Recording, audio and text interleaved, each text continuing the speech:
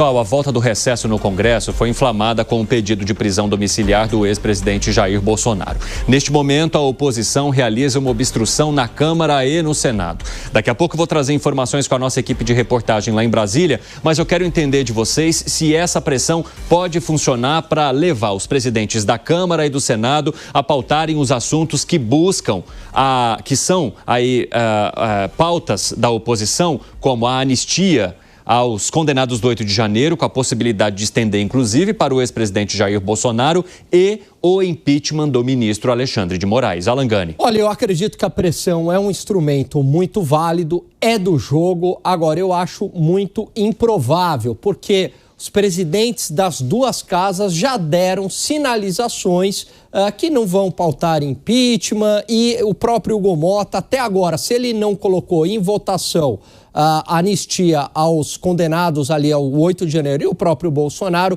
acho muito improvável que ele faça agora. Ele tem mais inclinação pró-governo do que oposição. Fala, Piperno. Olha, Evandro, eu acho que uma grande parcela desses parlamentares de direita, e muitos deles de direita radical, eles precisam entender, mais uma vez, e parece que eles não aprendem a primeira lição do manual da democracia, que na democracia não é o uso da força que prevalece. Então foi assim no 8 de janeiro, foi assim em várias outras situações, e de novo tentam, na base do braço, da gritaria, tentar impor a sua vontade. Não é assim e não é desta forma que eles conseguirão convencer os presidentes das duas casas. Assim como também não foi com ameaça de uso da força, de bravatas, de uso de legislações, né, estranhas ao nosso ordenamento jurídico, que conseguiram dobrar o ministro Alexandre de Moraes. Ô Zé Maria Trindade, lá em Brasília, muito boa tarde para você, bem-vindo, meu amigo. E aí eu quero saber, vamos aqui na fechadinha com o Zé, dá para colocar? Valeu, Bruno Musa também de olho já aqui no nosso 3 em 1, bem-vindo, Musa.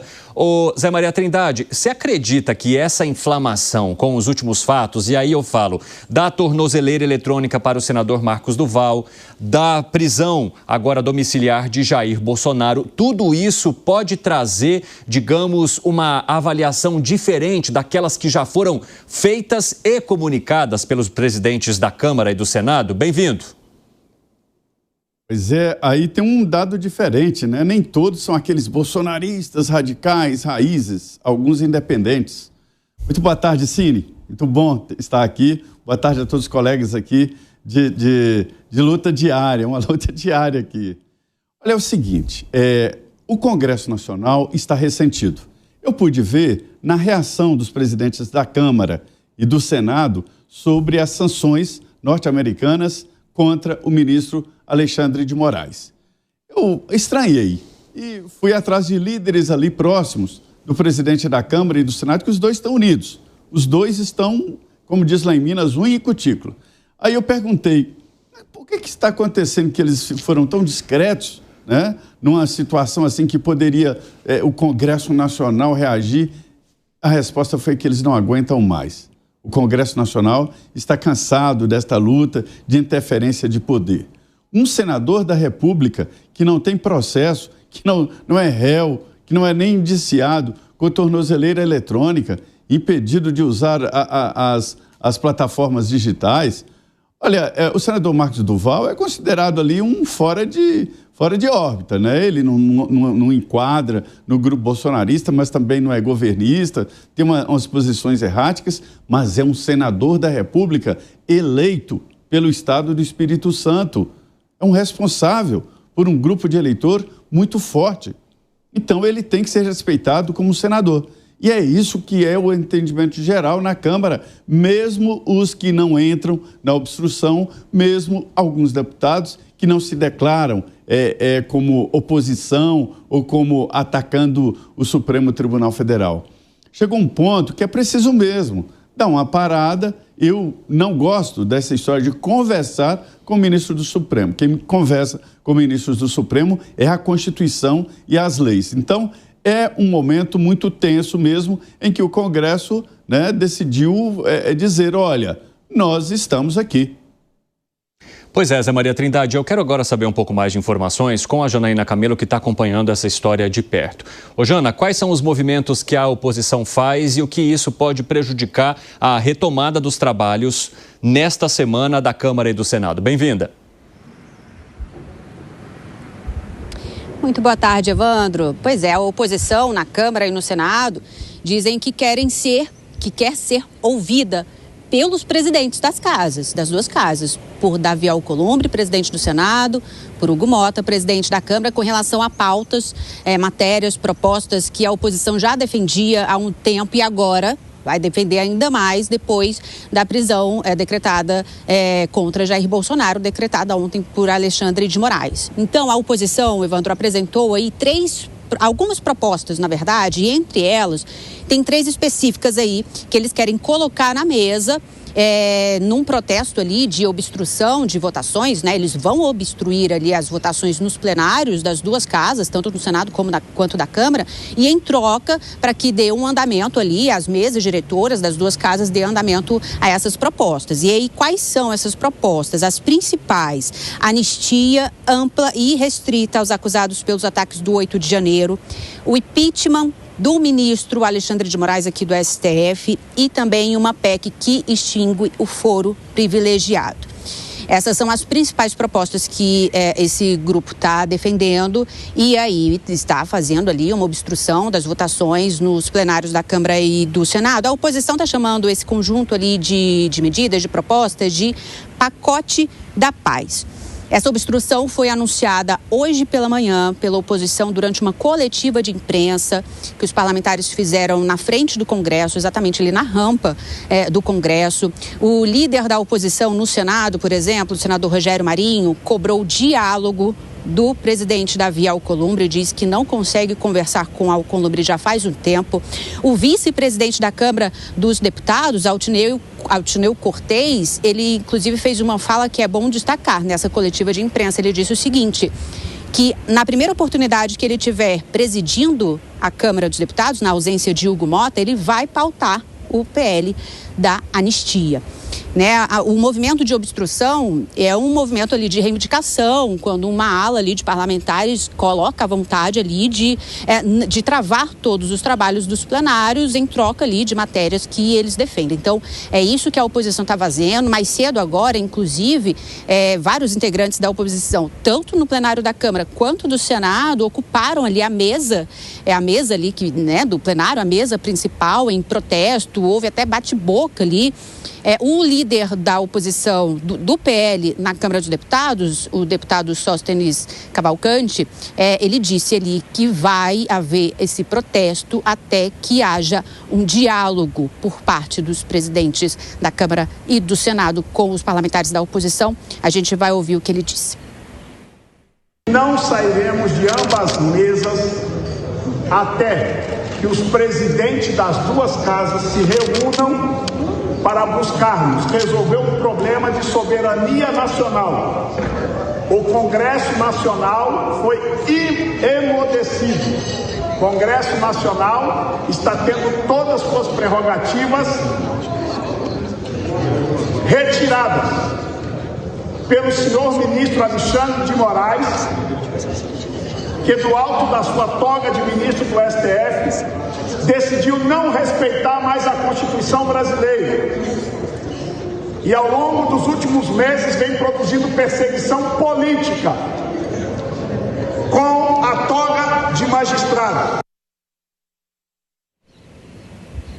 Agora, depois ali desse movimento, teve um bate-boca dentro do plenário da Câmara, viu, Evandro? O líder do governo na Câmara dos Deputados, o deputado Lindbergh Farias, envolvendo ele e outros líderes de outros partidos ali da base governista, trocaram ali farpas, bate-boca, enfim, foi uma confusão enorme ali dentro do plenário da Câmara dos Deputados. Agora, os presidentes da Câmara, Hugo Mota, e do Senado, Davi Alcolumbre, até agora não se manifestaram. Agora, quem se manifestou foi o ex-presidente da Câmara dos Deputados, Arthur Lira. Ele fez uma publicação no X há pouco dizendo o seguinte, que as medidas aplicadas a Bolsonaro são exageradas e acirram os ânimos em um país já polarizado, que na verdade precisa de paz e estabilidade para progredir. Evandro.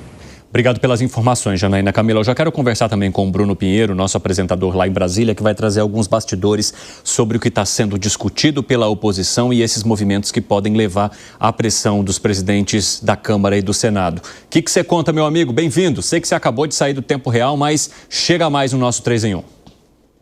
E o tempo não para, né? Vamos lá, Evandro, porque é o seguinte, duas informações aqui rapidamente, só para entender. A oposição vai continuar, a ideia é o que se revezar, enquanto alguns ficam na parte de cima da mesa da presidência, com a fita nos olhos, ouvido e na boca, outros ficam na parte de baixo. E aí vão se revezando hora ou outra para se estender até a noite, até a madrugada. Alguns, de forma reservada e mais radical, falam em ficar acampados dentro da Câmara dos Deputados, não saírem de lá e aí se estender. Acontece nesse momento uma consulta entre a oposição para fazer uma foto nova de cada parlamentar da oposição e essa foto ser atualizada nas redes sociais contra a censura, com a fita na boca, nos olhos e nos ouvidos também. De um outro lado, conversei agora com o nome da ala governista. Uma reunião iniciou 4 da tarde para discutir como reagir contra a oposição em relação a essa obstrução que está acontecendo neste momento na Câmara dos Deputados. E para finalizar, um nome do Centrão me disse o seguinte, que se Hugo Mota fosse o diretor de um banco, de uma agência, e acontecesse um escândalo na agência de Hugo Mota, hoje era necessário ele estar lá em loco. Não tinha como ele estar inaugurando uma agência no interior. Se isso acontecesse, ele seria exonerado de imediato, o que não aconteceu. O Hugo Mota se ausentou, não retornou para a capital federal ainda, é aguardado. E aí a oposição continua dizendo que não vai sair. Da mesma forma, é no Senado. Eles ocuparam a mesa da presidência do Senado. Alguns da ala governista chegaram a falar que os aliados de Bolsonaro estão sequestrando as sessões do Congresso Nacional. Evandro. Obrigado pelas informações, Bruno. Vá chamando a gente aqui ao vivo no nosso 3 em 1. Eu quero que você coloque na tela cheia, se possível, aquela imagem que rodávamos enquanto o Bruno trazia as informações dos deputados e senadores à frente no plenário, todos com as bocas encobertas por fitas, sinalizando, digamos assim, a censura, né? Sinalizando o fato deles não poderem se manifestar. Nesse apoio, claro, ao ex-presidente Jair Bolsonaro após a prisão prisão domiciliar decretada pelo ministro Alexandre de Moraes. E aí, Bruno Musa, eu quero te fazer uma pergunta com base nessa informação que o Bruno trouxe para a gente. A ausência do presidente da Câmara num momento tão relevante indica um desprestígio da oposição frente à direção da Câmara ou do Congresso como um todo, ou indica, digamos assim, uns panos quentes que Hugo Mota tente colocar nesse momento para baixar a fervura antes de dar as caras? Bem-vindo. Muito obrigado, boa tarde. Bom, vamos lá. Ontem, quando eu mencionei que diversas literaturas mostram de forma interessante que os políticos, no geral, têm 3 anseios: poder, poder e poder. Saiu uma pesquisa da Datafolha, e eu acho que vale a pena destrinchar todas as pesquisas, eu questiono todas elas, em que o Congresso tem alta reprovação, Datafolha, e é associado por 78% à defesa dos próprios interesses. Poder, poder e poder. Lembre muito bem disso. Então, eu acho que ele está estrategicamente esperando, aguardando, para ver para qual lado do muro ele cai. Isso, como muito bem foi colocado agora na nossa reportagem, em que tanto Alcolumbre como Mota não se pronunciaram. Eles estão ali assistindo para ver a proporção que isso toma, e ao tomar uma proporção, na minha opinião, eles optarão por aquele lado em que o movimento for maior. E, na minha opinião, o movimento já se tornou irreversível. Veja, eu venho falando há muito tempo mesmo, que o Brasil está longe da normalidade. Os 3 poderes estão funcionando de maneira, digamos, até mesmo excessivas em todas elas, especialmente o judiciário. O choque dos poderes nessa fase, para mim, ele é extremamente relevante. Eu me preocupo muito mais quando os 3 poderes estão funcionando em pleno acordo, em plena harmonia entre eles. Afinal de contas, cada um tem os seus próprios interesses, e eu acho que eles devem sim se chocar. no sentido positivo, não excedendo os seus poderes como nós estamos vendo hoje. Portanto, eu acho que tudo passou muito do ponto, passou do limite. Nós estamos vendo partidos importantes como União Brasil, que tem gente dentro do governo fazendo essa obstrução ao Congresso. Portanto, passou muito dos limites. A gente sabe disso, escalou internacionalmente. Não dá mais para negar os excessos que estão sendo praticados. E passou do ponto da gente discutir isso com esquerda ou direita. Não tem nada a ver com isso, tem a ver com um único ponto importante, como eu sempre falo. Eu, basicamente, não concordo com grande parte da Constituição de 88, mas ela está lá para ser respeitada. Aquilo que acho que deve mudar, façamos por vias legais. Então, o único que nós defendemos é que a Constituição ela seja respeitada. E o que nós vemos agora é o Legislativo assumindo um outro protagonismo e falando, aqui não se vota mais. Isso também infla a população depois de movimentos expressivos no domingo contra o judiciário. Passou muito do limite. E a gente viu já que Trump agora começa a acelerar para colocar também sanções na esposa de Alexandre de Moraes. A coisa escalou, os três poderes estão em choque e, na minha opinião, os dois presidentes de cada uma das casas optará pelo lado que toma uma maior proporção. E esse lado é pelo lado de, digamos, não diria desobediência civil, mas a não concordância com o que está acontecendo no Brasil. O que foi, Piperno? Não, vejam, primeiro que eu sempre disse aqui que esse, para mim, é o pior e mais fundamentalista Congresso de todos os tempos eleito aqui no Brasil. Eu acho péssimo esse Congresso. Tá? Nunca fiz nenhum segredo em relação a isso e não é por conta desse deprimente episódio de hoje. Agora, também não dá para a gente dizer que essa baderna que está acontecendo lá, aliás, esse pessoal parece que tem uma fixação por acampamento, né? Seja pós-eleição, seja nessa situação de abertura do legislativo. Né?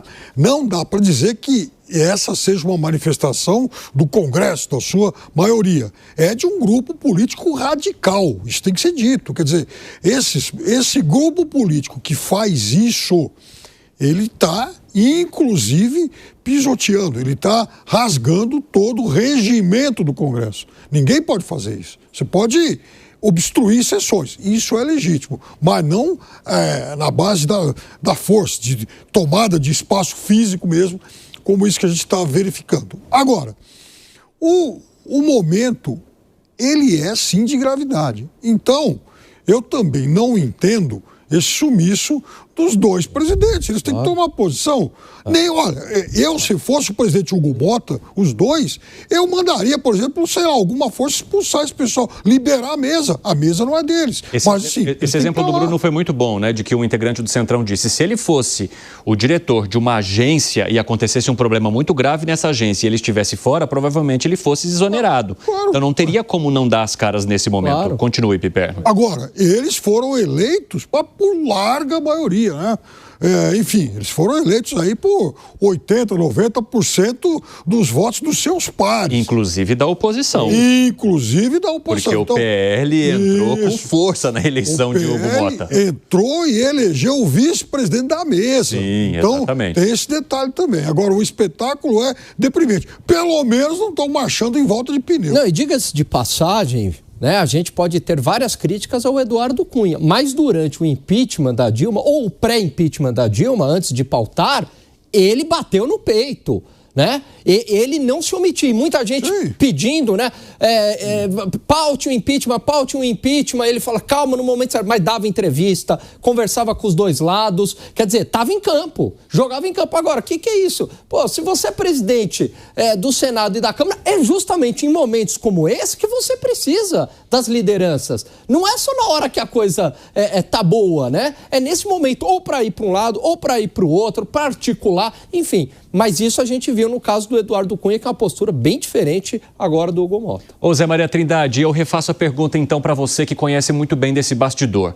A oposição está desprestigiada ou está faltando força para Hugo Mota dar as caras? Pois é, ontem um deputado me perguntou, e aí, o que você está achando da condução do Hugo Mota? Aí eu fiz uma análise para o deputado e ele falou, é isso mesmo. Primeiro, o que está salvando o Hugo Mota é esta união com o presidente do Senado. O Hugo Mota com o senador Davi Alcolumbre fazem ali uma dobradinha muito firme. Só que o Hugo Mota concedeu demais ao governo e se distanciou do PL. Mas agora ele não pode também evitar o PL e isolar o PL. Ele tem que administrar essa diferença, ele tem que administrar esses dois lados. Está evitando pautar a anistia, que é tudo que o PL quer. Está falando aí no impeachment do ministro do Supremo Alexandre de Moraes, está falando em mudar o regimento, mexer em foro privilegiado neste momento e tal, mas na verdade quer uma anistia, e uma anistia tão ampla que não passa pelo Congresso Nacional, que é aquela anistia geral e restrita, ampla, geral e restrita, que poderia beneficiar o ex-presidente Jair Bolsonaro. É isso que quer o deputado líder do PL, o Tóssenes, e o que quer o PL, né? O vice-presidente, Altineu Cortes, diz que deu uma bobeira ali, ele coloca em votação. Olha, não é bem assim. Se colocar em votação, se a articulação perde, né? Mas, segundo me dizem lá os líderes, já na Câmara tem os votos suficientes para votar a anistia. O que acontece? Os partidos políticos estão, nesse momento, observando. Essa é a realidade. O PT é que está numa defesa total do Supremo e do ministro Alexandre de Moraes. O Centrão e os outros partidos estão observando e, assim, meio temerosos do que, onde é que isso vai dar. A história do Marcos Duval, repito, ele não tem ligações com os colegas e tal, não é um senador forte, mas uma tornozeleira nele, que não é nem réu, assustou muito o parlamentar. Ô Fábio Piperno, e aí eu te pergunto, você entende que haja espaço para a resposta de Hugo Mota ou de Davi Alcolumbre e uma resposta definitiva a essas pautas que estão sendo cobradas agora pela oposição? Você acha que há, digamos assim, cenário para que eles digam, olha, isso aí não tem chance nenhuma de passar, bora trabalhar porque tem outras coisas para decidir, no momento em que a situação está tão quente com a prisão domiciliar de Jair Bolsonaro e com muitas contestações sobre as condutas do ministro Alexandre de Moraes até aqui? A despeito da omissão nesse momento tão importante e relevante, eles ganham um argumento para dizer o seguinte: olha, na marra não se vota nada, não é assim. Até porque, vejo, esse movimento é para votar na marra, mas na força. Né? E isso também é claro que vai mexer com os brios desses dois presidentes, por mais omissos que eles sejam nesse momento, e isso tem que ficar muito bem assinalado. Eles estão sendo omissos, sim. Hoje os dois deveriam estar lá. Não é momento de, digamos, esticar aí algum recesso. Então, vejam, as pessoas têm que entender, e os políticos têm que entender, que os principais líderes políticos e também do judiciário do Brasil estão se mostrando, no mínimo, bastante resistentes em relação às suas posições. Não adianta forçar, não adianta provocar queda de braço, né? Ninguém vai vergar diante da pressão do presidente Trump, como todos eles têm demonstrado, e muito menos fazendo esse jogo de ameaças aqui dentro do país. E outra coisa, o Zé Maria lembrou um negócio extremamente importante quando ele diz que o projeto da anistia hoje, pelo menos na Câmara, ele tem grande chance de passar.